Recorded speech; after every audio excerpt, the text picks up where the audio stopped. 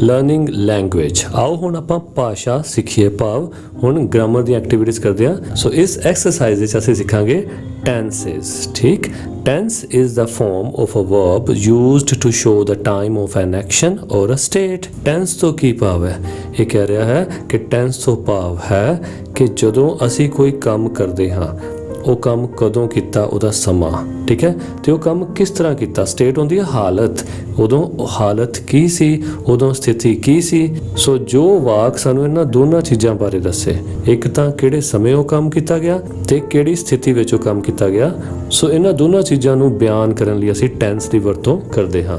The three main tenses are, ਤਿੰਨ ਮੁੱਖ ਤਰ੍ਹਾਂ ਦੇ ਕਾਲ ਹਨ। ਸੋ ਮੁੱਖ ਰੂਪ ਵਿੱਚ ਤਿੰਨ ਤਰ੍ਹਾਂ ਦੇ ਟੈਂਸਸ ਹੁੰਦੇ ਹਨ। ਟੈਂਸ ਮਤਲਬ ਕਾਲ, ਹਨਾ, ਸਮਾਂ। ਸੋ ਪਹਿਲਾ ਕੀ ਹੈ? Present tense, past tense, future tense. ਵਰਤਮਾਨ ਕਾਲ, ਭੂਤਕਾਲ ਤੇ ਭਵਿੱਖਤ ਕਾਲ। Look at the following sentences. ਹੇਠਾਂ ਦਿੱਤੇ ਵਾਕਾਂ ਨੂੰ ਦੇਖੋ। I go to school every day। ਮੈਂ ਰੋਜ਼ ਸਕੂਲ ਜਾਂਦਾ ਹਾਂ। I went to school yesterday। ਮੈਂ ਕੱਲ ਸਕੂਲ ਗਿਆ। I shall go to the school tomorrow। ਮੈਂ ਕੱਲ ਸਕੂਲ ਜਾਵਾਂਗਾ।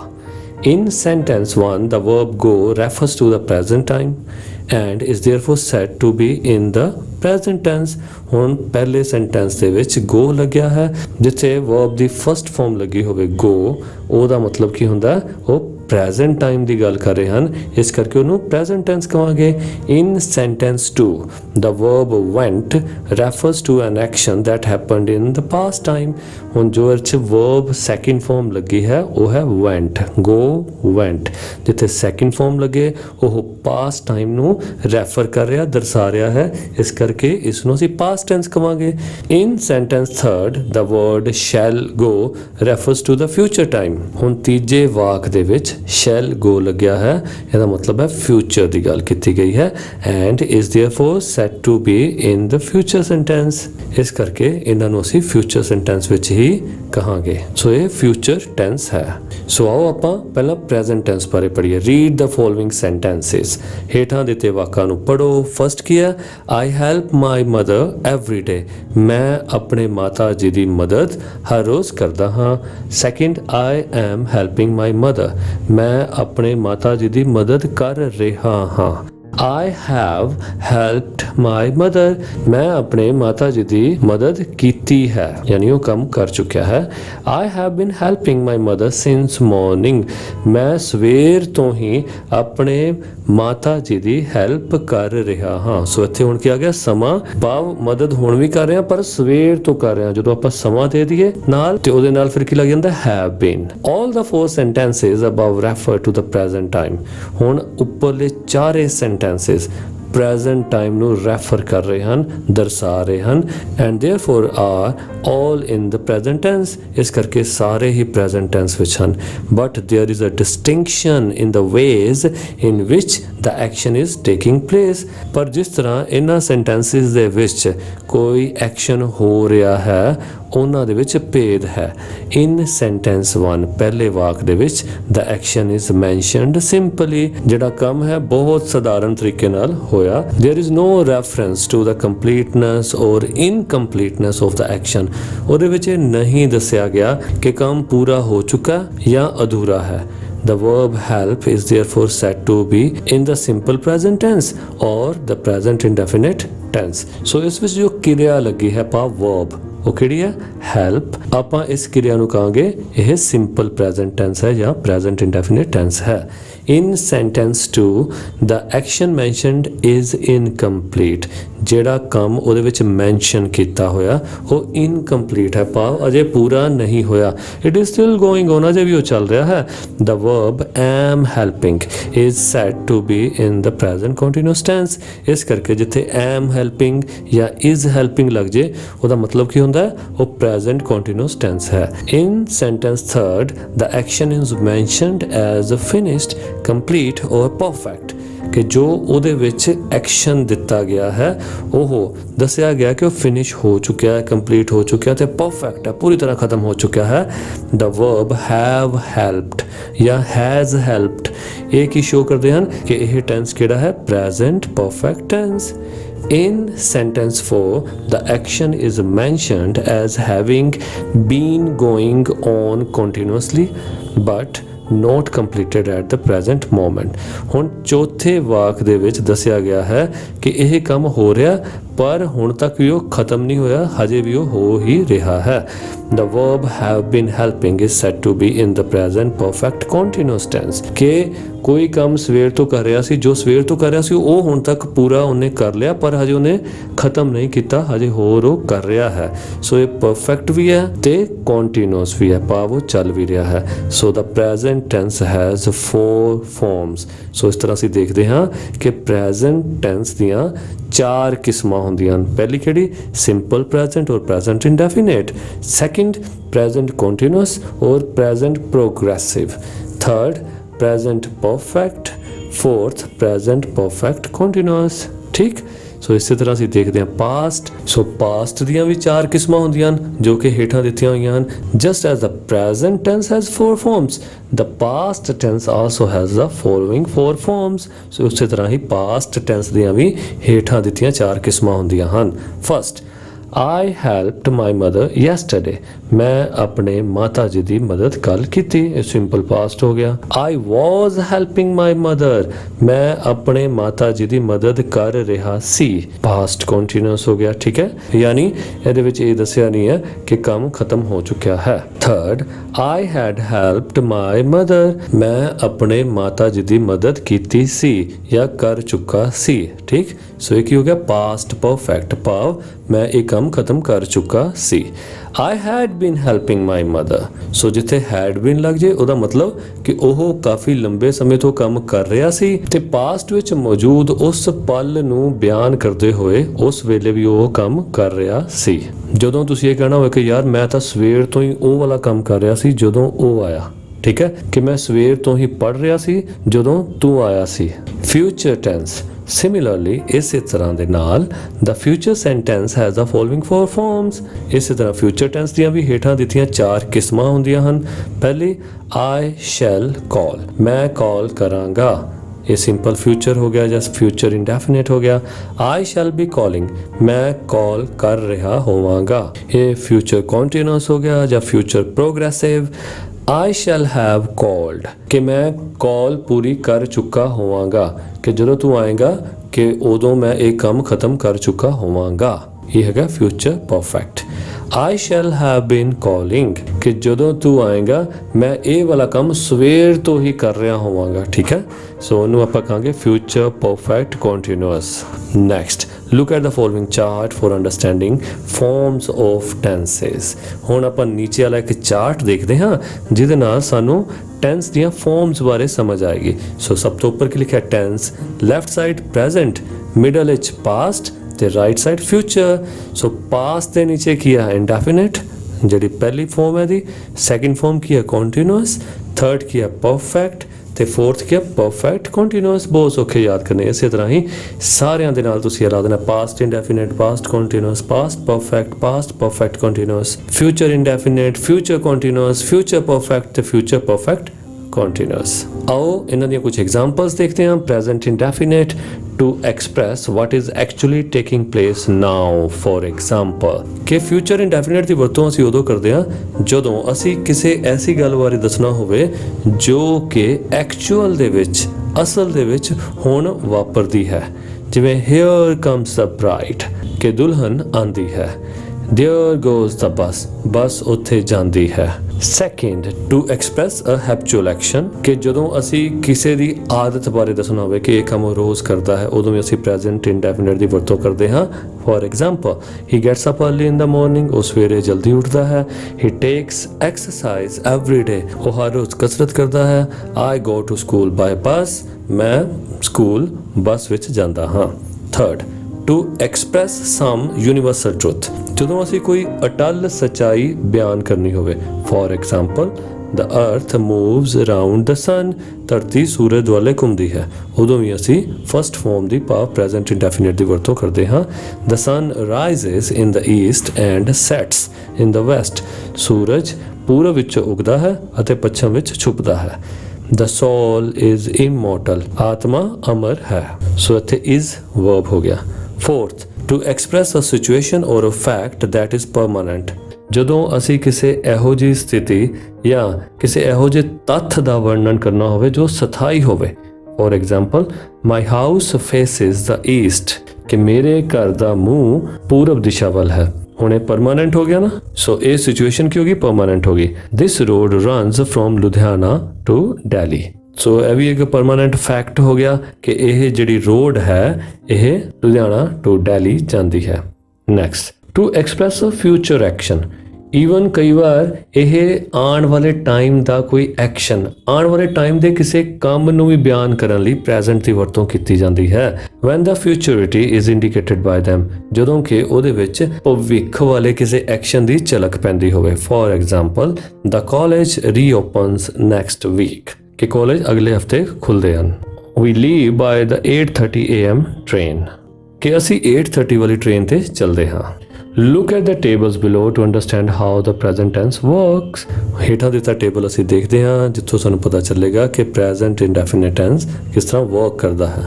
ਸੋ ਸਬਜੈਕਟ ਭਾਵ ਕੰਮ ਕਰਨ ਵਾਲੇ, verb ਯਾਨੀ ਜੋ ਕੰਮ ਕਰਦੇ ਹਨ, everyday ਜਿਹਦੇ ਲਈ ਕੰਮ ਕੀਤਾ ਜਾਂਦਾ ਹੈ। ਸੋ ਇਹ ਜੋ ਸਬਜੈਕਟਸ ਹਨ I, you, we, they, Sita and Gita, so ਇਹ ਕੀ ਹੋ ਗਿਆ, ਇੱਕ ਪੈਟਰਨ ਤਿਆਰ ਹੋ ਗਿਆ ਜਿਸ ਨਾਲ ਤੁਸੀਂ ਸੈਂਟੈਂਸ ਫਾਰਮ ਕਰ ਸਕਦੇ ਹੋ। ਕਿਸ ਤਰ੍ਹਾਂ, I work every day, you work every day, we work every day, they work every day, Sita and Geeta work every day. ठीक? Next, when we talk about singular subjects, we add ses to the verb. For example, he, she, it and other singular subjects such as this toy, the table, etc. ਤੇ ਜਦੋਂ subject ਹੋਵੇ he, she, it ਜਾਂ ਕੋਈ ਵੀ singular subject ਹੋਵੇ ਪਰ ਹੋਵੇ third person, ਯਾਨੀ ਮੈਂ ਵੀ ਨਾ ਹੋਵਾਂ I, ਤੂੰ ਵੀ ਨਾ ਹੋਵੇ you, ਠੀਕ ਹੈ, ਤੇ ਜ਼ਿਆਦਾ ਜਣੇ ਨਾ ਹੋਣ, ਸਿੰਗੂਲਰ ਹੋਵੇ, ਉਹਦੇ ਨਾਲ ਅਸੀਂ ਵਰਬ ਦੇ ਨਾਲ ਕੀ ਲਗਾਵਾਂਗੇ, s ਜਾਂ es। ਜਿਸ ਤਰ੍ਹਾਂ he works every day, she works every day, it works every day, my brother works every day। ਤੁਸੀਂ ਕੁਝ ਵੀ ਲਿਖ ਸਕਦੇ ਹੋ, works ਦੇ ਨੀਚੇ plays ਲਿਖ ਸਕਦੇ ਹੋ, reads ਲਿਖ ਸਕਦੇ ਹੋ, writes ਲਿਖ ਸਕਦੇ ਹੋ, ਠੀਕ ਹੈ। ਇਸੇ ਤਰ੍ਹਾਂ ਨੀਚੇ ਹੋਰ ਐਗਜ਼ਾਮਪਲਸ ਦਿੱਤੀਆਂ, he drives to work, ਉਹ ਗੱਡੀ ਚਲਾਉਂਦਾ ਹੋਇਆ ਕੰਮ ਤੇ ਜਾਂਦਾ ਹੈ। she works in an office, ਉਹ ਇੱਕ ਆਫਿਸ 'ਚ ਕੰਮ ਕਰਦੀ ਹੈ। the bank opens at 9 AM, bank 9 ਵਜੇ ਓਪਨ ਹੁੰਦਾ ਹੈ। we do not use be verb with the main verb in the simple present tense. so be verb ਕਿਹੜੇ ਹੁੰਦੇ ਹਨ, helping verb, ਜਿਸ ਤਰ੍ਹਾਂ is, am, are, ਠੀਕ ਹੈ।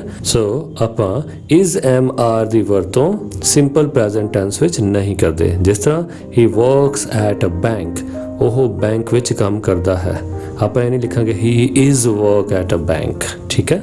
Activity 6, underline the correct form of the verb to complete each sentence.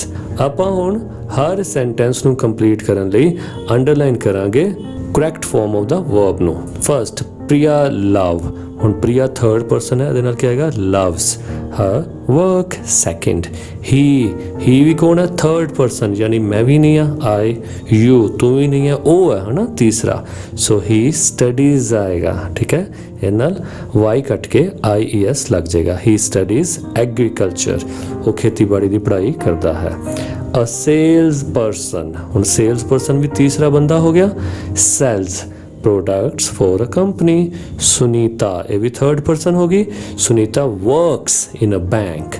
nurses ਜ਼ਿਆਦਾ ਜਣੇ ਹੋ ਗਏ ਹਨਾ, ਇਹ ਆਊਗਾ help people। ਸਿਕਸਥ, we ਜ਼ਿਆਦਾ ਜਣੇ, ਅਸੀਂ ਹਨਾ, ਕਿਉਂਕਿ ਇਹ ਸਿੰਗੂਲਰ ਨਹੀਂ ਹੈ, ਪਲੂਰਲ ਹੈ, ਇਸ ਕਰਕੇ SES verb ਦੇ ਨਾਲ ਨਹੀਂ ਲੱਗੇਗਾ। we write English books। seventh, your office closes at 5 PM। she teaches in a school। I walk to work every day। I start work at 8 AM every morning। next, present continuous। ਸੋ ਹੁਣ ਆਪਾਂ ਇਹੋ ਜਿਹਾ tens ਕਰਾਂਗੇ ਜੋ ਹੈ ਤਾਂ ਵਰਤਮਾਨ, ਭਾਵ ਹੈ ਤਾਂ ਪ੍ਰੈਜ਼ੈਂਟ ਤੇ ਉਹ ਨਾਲ ਕੀ ਹੈ, ਕੰਟੀਨਿਊਸ ਵੀ ਹੈ, ਭਾਵ ਜੋ ਉਹਦੇ ਵਿੱਚ ਕੰਮ ਦਾ ਜ਼ਿਕਰ ਕੀਤਾ ਗਿਆ ਉਹ ਉਸ ਵੇਲੇ ਵੀ ਹੋ ਰਿਹਾ ਹੈ। It is used to express an action going on at the time of speaking। ਕਿ ਇਹ ਟੈਂਸ ਉਦੋਂ ਵਰਤਿਆ ਜਾਂਦਾ ਹੈ ਜਦੋਂ ਉਹ ਸੈਂਟੈਂਸ ਬੋਲਿਆ ਜਾ ਰਿਹਾ ਹੋਵੇ ਤਾਂ ਉਸ ਵੇਲੇ ਵੀ ਉਹ ਕੰਮ ਹੋ ਰਿਹਾ ਹੋਵੇ। It is often associated with adverbs and adverb phrases of present time. So phrases ਤੋਂ ਭਾਵ ਦੋ ਜਾਂ ਦੋ ਤੋਂ ਜ਼ਿਆਦਾ ਸਾਰਥਕ ਸ਼ਬਦਾਂ ਦਾ ਸਮੂਹ। ਸੋ ਅਕਸਰ ਇਸ ਟੈਂਸ ਦੇ ਸੈਂਟੈਂਸਿਸ ਦੇ ਵਿੱਚ ਐਡਵਰਬ ਜਾਂ ਐਡਵਰਬ ਫਰੇਜ਼ਸ ਦੀ ਵਰਤੋਂ ਆਮ ਕੀਤੀ ਜਾਂਦੀ ਹੈ, such as now, at present, at this moment etcetera, ਜਿਵੇਂ ਕਿ ਹੁਣ, ਇਸ ਵੇਲੇ, ਇਸੇ ਹੀ ਪਲ ਆਦਿ। ਫॉर एग्जाम्पल आओ उदाहरण देखिए। What are you doing now, तू ਹੁਣ ਕੀ ਕਰ ਰਿਹਾ ਹੈ। Mohan is singing a song now, Mohan ਹੁਣ ਇੱਕ ਗਾਣਾ ਗਾ ਰਿਹਾ ਹੈ। This tense is sometimes used to mark an action that will happen in the future। ਕਈ ਵਾਰ ਇਸ tense ਦੀ ਵਰਤੋਂ future ਦੇ ਕਿਸੇ ਕੰਮ ਨੂੰ ਸ਼ੋ ਕਰਨ ਲਈ ਵੀ ਹੁੰਦੀ ਹੈ। For example, ਉਦਾਹਰਨ ਦੇ ਤੌਰ ਤੇ we are leaving for London tomorrow, ਕਿ ਅਸੀਂ ਕੱਲ ਲੰਡਨ ਲਈ ਰਵਾਨਾ ਹੋ ਰਹੇ ਹਾਂ। She is coming to meet me next week, ਉਹ ਮੈਨੂੰ ਮਿਲਣ ਲਈ ਅਗਲੇ ਹਫਤੇ ਆ ਰਹੀ ਹੈ। Activity 7, fill in the blanks with the correct form of the verb present continuous or present simple। ਹੁਣ ਨੀਚੇ ਕੁਝ blanks ਦਿੱਤੀਆਂ ਹੋਈਆਂ ਹਨ ਜਿਹਦੇ ਵਿੱਚ ਅਸੀਂ ਠੀਕ tense ਦੀ ਭਾਵ present continuous ਜਾਂ present simple ਦੀ ਵਰਤੋਂ ਕਰਨੀ ਹੈ। Let's start. So first ਆਏਗਾ I do not belong to Delhi। Second, hurry, the bus is coming। Seema is a vegetarian, she does not eat meat। I am looking for a maid। Jyoti is eating oranges। At the moment, we are making a video of the party। Seventh, I know what Mr. Sharma wants to buy। Eighth, I am applying for a job in a school, but I don't know if I will be successful। Ninth, Vanita is doing some research in the library। 10th, she always remembers my birthday। 11th, Mr. Brown works in a supermarket। Look, it is snowing। 13th, do you know Helen? 14th, look, the woman is trying to steal that man's wallet। 15th, the Ganges flows into the Bay of Bengal। Next, present perfect। This tense is used to express an action that has just been completed। Present perfect tense ਦੀ ਵਰਤੋਂ ਉੱਥੇ ਕੀਤੀ ਜਾਂਦੀ ਹੈ ਜਦੋਂ ਅਸੀਂ ਕਿਸੇ ਅਜਿਹੇ ਕੰਮ ਬਾਰੇ ਦੱਸਣਾ ਹੋਵੇ ਜਿਹੜਾ ਹੁਣੇ-ਹੁਣੇ ਪੂਰਾ ਹੋਇਆ ਹੋਵੇ। For example, the sun has set, ਕਿ ਸੂਰਜ ਛਿਪ ਚੁੱਕਾ ਹੈ। We have just arrived, ਅਸੀਂ ਹੁਣੇ-ਹੁਣੇ ਹੀ ਪਹੁੰਚੇ ਹਾਂ। Second, to express a past action, the results of which still continue। ਤੇ ਜਦੋਂ ਅਸੀਂ ਕੋਈ ਪਾਸਟ ਵਿੱਚ ਕੀਤੇ ਹੋਏ ਕੰਮ ਦੀ ਗੱਲ ਕਰਨੀ ਹੋਵੇ ਜਿਹਦੇ ਰਿਜ਼ਲਟਸ ਹਜੇ ਵੀ ਸਾਨੂੰ ਮਿਲਦੇ ਹੋਣ ਤਾਂ ਉਦੋਂ ਵੀ ਪ੍ਰੈਜ਼ੈਂਟ ਪਰਫੈਕਟ ਦੀ ਵਰਤੋਂ ਕੀਤੀ ਜਾਂਦੀ ਹੈ। For example, I have lived in Mumbai for 10 years, ਕਿ ਮੈਂ ਮੁੰਬਈ ਰਹਿੰਦਾ ਹਾਂ ਪਿਛਲੇ 10 ਸਾਲਾਂ ਤੋਂ। The speaker is still living in Mumbai। ਭਾਵੇਂ ਗੱਲ ਕਰਨ ਵਾਲਾ ਪਿਛਲੇ 10 ਸਾਲ ਦਾ ਸਮਾਂ ਮੁੰਬਈ ਵਿੱਚ ਰਹਿਣ ਦਾ ਪੂਰਾ ਕਰ ਚੁੱਕਾ ਹੈ ਪਰ ਉਹ ਹਜੇ ਵੀ ਮੁੰਬਈ ਵਿੱਚ ਹੀ ਰਹਿ ਰਿਹਾ ਹੈ। We have known each other, ਅਸੀਂ ਇੱਕ ਦੂਜੇ ਨੂੰ ਜਾਣਦੇ ਹਾਂ। For the past 2 years, ਪਿਛਲੇ 2 ਸਾਲਾਂ ਤੋਂ। To express a future perfect when such words as when, before, as soon as, till, after are used before it। ਤੇ present perfect ਦੀ ਵਰਤੋਂ future perfect ਨੂੰ express ਕਰਨ ਲਈ ਵੀ ਹੁੰਦੀ ਹੈ। ਭਾਵ ਫਿਊਚਰ ਵਿੱਚ ਹੋਣ ਵਾਲੇ ਕੰਮ ਨੂੰ ਵੀ ਅਸੀਂ ਇਸ ਸੈਂਟੈਂਸ ਦੁਆਰਾ ਐਕਸਪ੍ਰੈਸ ਕਰ ਸਕਦੇ ਹਾਂ। ਕਿਸ ਤਰ੍ਹਾਂ? ਆਈ ਸ਼ੈਲ ਗੋ ਦੇਅਰ, ਮੈਂ ਉੱਥੇ ਜਾਵਾਂਗਾ। ਆਫਟਰ, ਕਿ ਕਦੋਂ ਜਾਵਾਂਗਾ? ਇਹ ਵਾਲਾ ਕੰਮ ਕਰਨ ਤੋਂ ਬਾਅਦ। After I have done my work, ਕਿ ਜਦੋਂ ਮੈਂ ਕੰਮ ਪੂਰਾ ਕਰ ਲਵਾਂਗਾ ਉਦੋਂ ਮੈਂ ਉੱਥੇ ਜਾਵਾਂਗਾ। ਸੋ ਇਹਦੀ ਜਗ੍ਹਾ ਤੁਸੀਂ as soon as I finish my work ਇਹ ਵੀ ਬੋਲ ਸਕਦੇ ਹੋ। ਪ੍ਰੈਜ਼ੈਂਟ ਪਰਫੈਕਟ ਕੰਟੀਨਿਊਸ, ਹੁਣ ਇਹੋ ਜਿਹਾ ਟੈਂਸ ਜੋ ਪ੍ਰੈਜ਼ੈਂਟ ਵੀ ਹੋਵੇ ਤੇ ਉਹਦੇ ਵਿੱਚ ਕੰਮ ਪੂਰਾ ਵੀ ਹੋ ਚੁੱਕਿਆ ਹੋਵੇ ਪਰ ਉਹ ਹਜੇ ਖਤਮ ਨਾ ਹੋਇਆ ਹੋਵੇ ਬਲਕਿ ਕੰਟੀਨਿਊਟੀ 'ਚ ਹੋਵੇ, ਚੱਲ ਵੀ ਰਿਹਾ ਹੋਵੇ। It shows the action that begin in the past. ਇਹ ਟੈਂਸ ਉਹ ਵਾਲਾ ਕੀਤਾ ਹੋਇਆ ਕੰਮ ਦਿਖਾਉਂਦਾ ਹੈ ਜੋ ਪਾਸਟ ਵਿੱਚ ਸ਼ੁਰੂ ਹੋ ਚੁੱਕਾ and is continuing up to the present time, ਤੇ ਉਹ ਹੁਣ ਤੱਕ ਵੀ ਚੱਲ ਰਿਹਾ ਹੈ। For example, I have been standing here for 2 hours, मैं ਇੱਥੇ 2 ਘੰਟਿਆਂ ਤੋਂ ਖੜਾ ਹਾਂ। It has been raining since morning, ਸਵੇਰ ਤੋਂ ਬਾਰਿਸ਼ ਹੋ ਰਹੀ ਹੈ।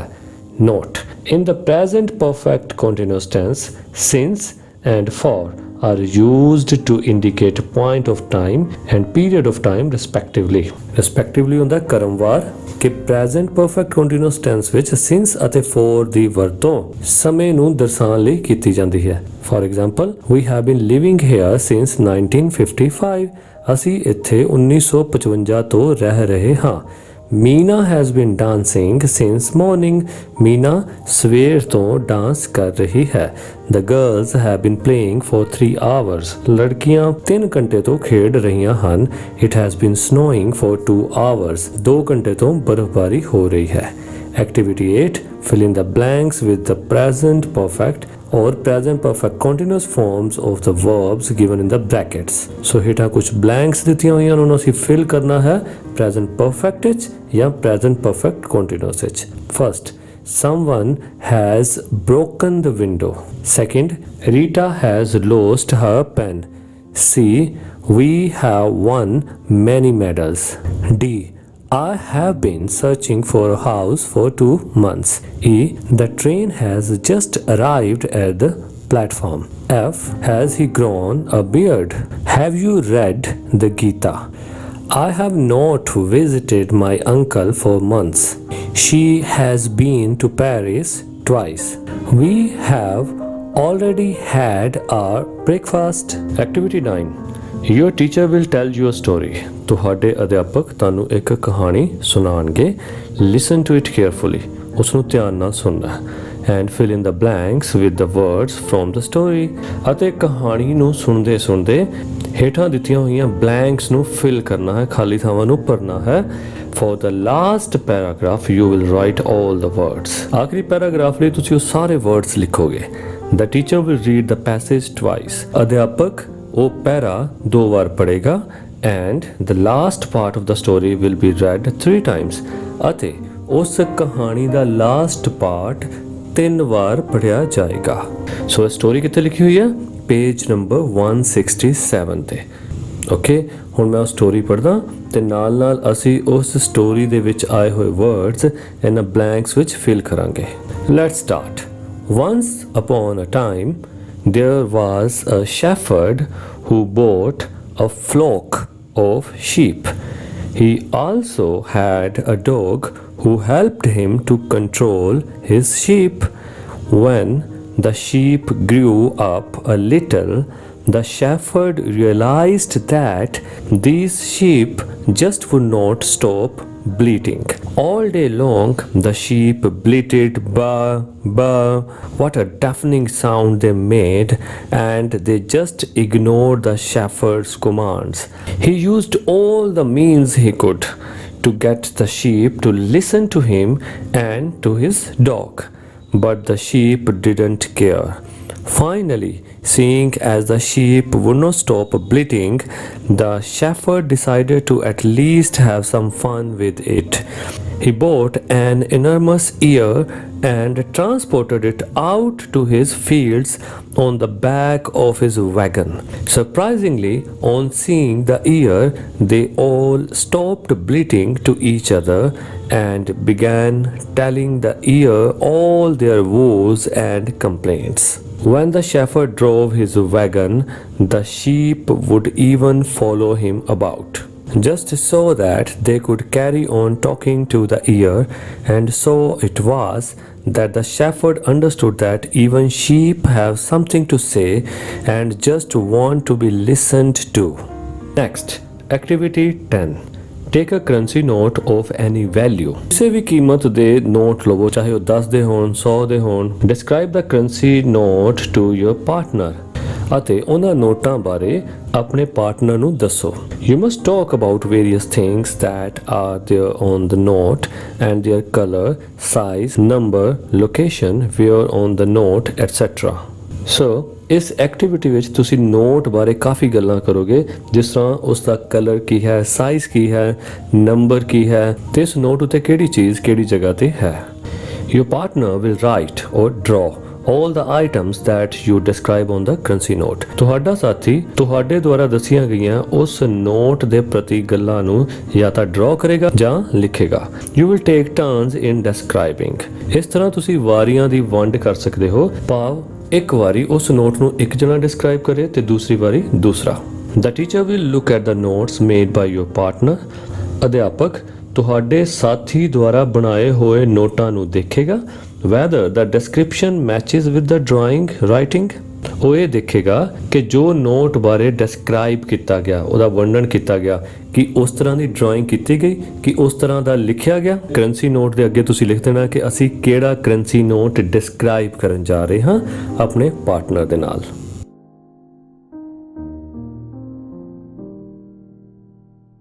Activity 11. Look at the picture below. The pictures are in a sequence. Work together and write a short story based on the pictures. ਹੁਣ ਹੇਠਾਂ 4 ਪਿਕਚਰਸ ਦਿੱਤੀਆਂ ਗਈਆਂ ਹਨ। ਇਹ ਸਾਰੀਆਂ ਸੀਕੁਐਂਸ ਵਿੱਚ ਹਨ। ਤੁਸੀਂ ਇਸ ਸੀਕੁਐਂਸ ਨੂੰ ਸਮਝਣਾ ਹੈ ਅਤੇ ਆਪਣੀ ਕ੍ਰੀਏਟੀਵਿਟੀ ਦੇ ਨਾਲ ਇੱਕ ਮਿੰਨੀ ਕਹਾਣੀ ਲਿਖਣ ਦੀ ਕੋਸ਼ਿਸ਼ ਕਰਨੀ ਹੈ ਇਹਨਾਂ ਤਸਵੀਰਾਂ ਦੇ ਉੱਤੇ। ਸੋ ਹੇਠਾਂ ਦਿੱਤੀਆਂ ਪਿਕਚਰਸ ਦੇ ਵਿੱਚ ਅਸੀਂ ਦੇਖਦੇ ਹਾਂ ਕਿ ਬਾਹਰ ਸਨੋਫਾਲ ਹੋ ਰਹੀ ਹੈ। ਇੱਕ ਛੋਟੀ ਬੇਟੀ ਆਪਣੇ ਪਿਤਾ ਨੂੰ ਕਹਿ ਰਹੀ ਹੈ ਕਿ ਸਨੋਫਾਲ ਕਰਕੇ ਚਿੜੀਆਂ ਦਾ ਸਰਵਾਈਵ ਕਰਨਾ ਕਿੰਨਾ ਔਖਾ ਹੈ। ਸੋ ਉਸ ਤੋਂ ਬਾਅਦ ਦੂਸਰੀ ਤਸਵੀਰ ਵਿੱਚ ਉਹਨਾਂ ਚਿੜੀਆਂ ਵਾਸਤੇ ਵੁਡਨ ਹਾਊਸ ਤਿਆਰ ਕਰਨਾ ਸ਼ੁਰੂ ਕਰ ਦਿੰਦੇ ਹਨ।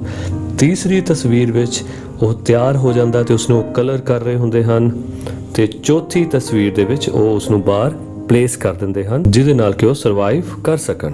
ਸੋ ਇਸ ਸਾਰੀ ਸਟੋਰੀ ਨੂੰ ਤੁਸੀਂ ਇਦਾਂ ਵੀ ਲਿਖ ਸਕਦੇ ਹੋ।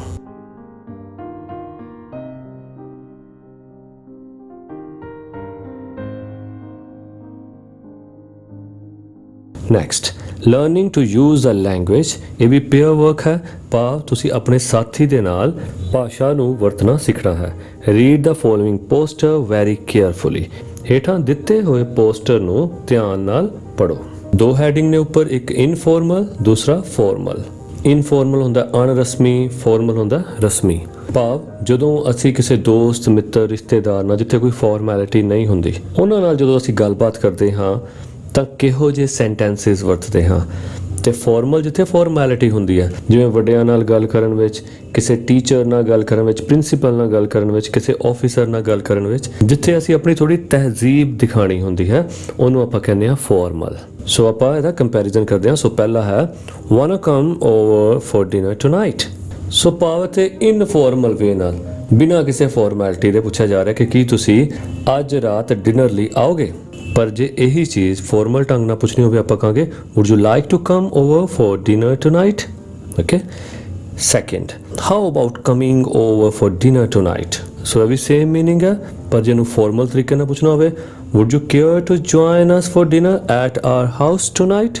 ਸੋ ਇੱਕ ਤੀਜਾ ਢੰਗ ਹੈ ਇਨਫਾਰਮਲ ਵੇ ਦੇ ਨਾਲ, care to come over for dinner tonight।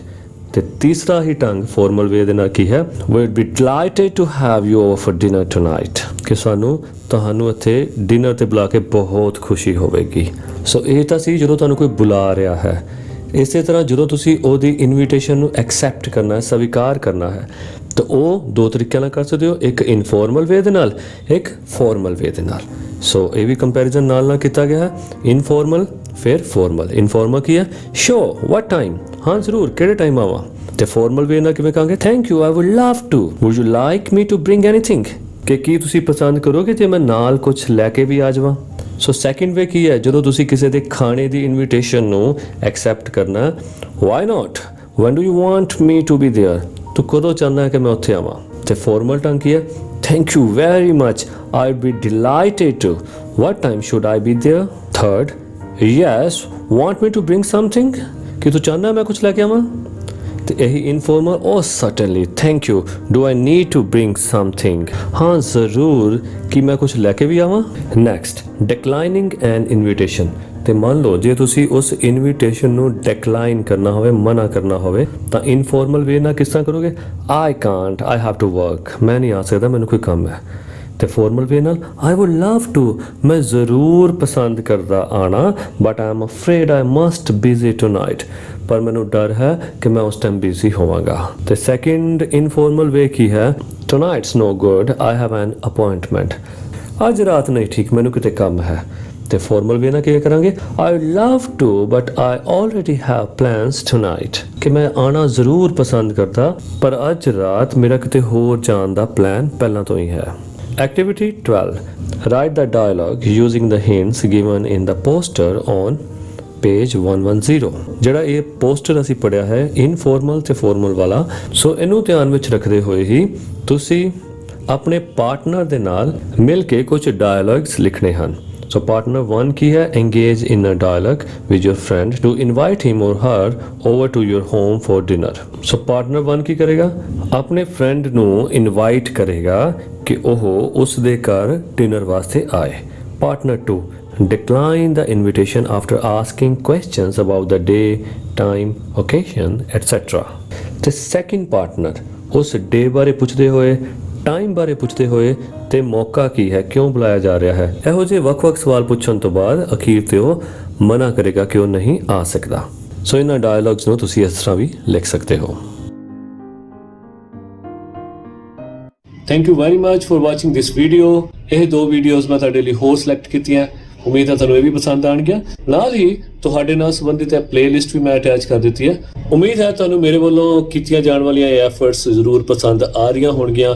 Channel ਨੂੰ ਸਬਸਕ੍ਰਾਈਬ ਜ਼ਰੂਰ ਕਰੋਗੇ। Thank you very much. ਮਿਲਦੇ ਹਾਂ ਅਗਲੀ ਵੀਡੀਓ ਵਿੱਚ।